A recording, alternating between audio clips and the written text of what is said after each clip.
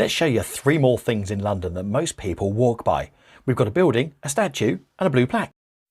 Are you ready? Stick with us. Here we go.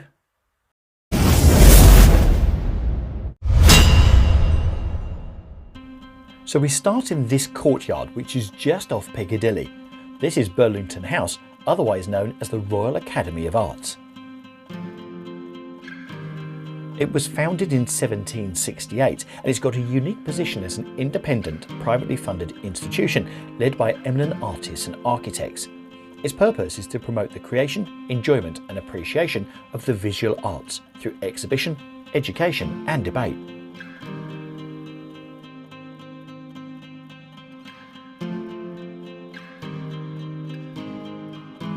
To get into the exhibition there's normally a fee, so do have a look and see what's on and see if the exhibition takes your fancy.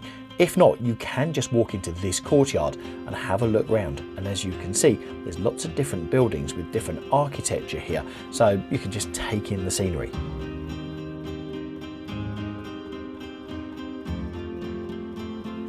The building is on the right hand side as you walk along Piccadilly from Piccadilly Circus and is easily missed if you don't spot this arch with the gates.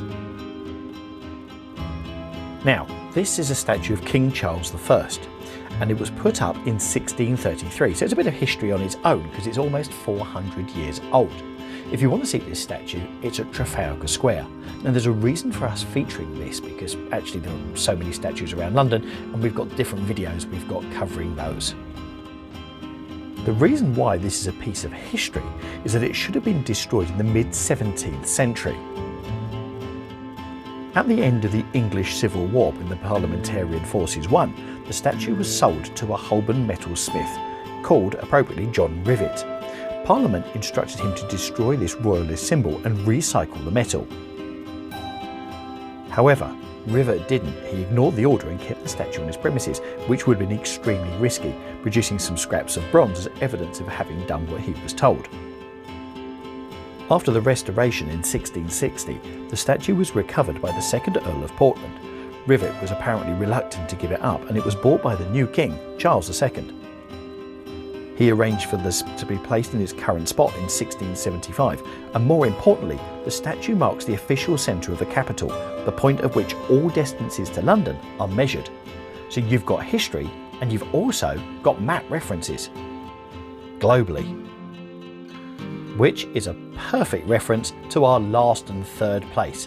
This is a blue plaque which marks the founder of the Ordnance Survey, Major General William Roy.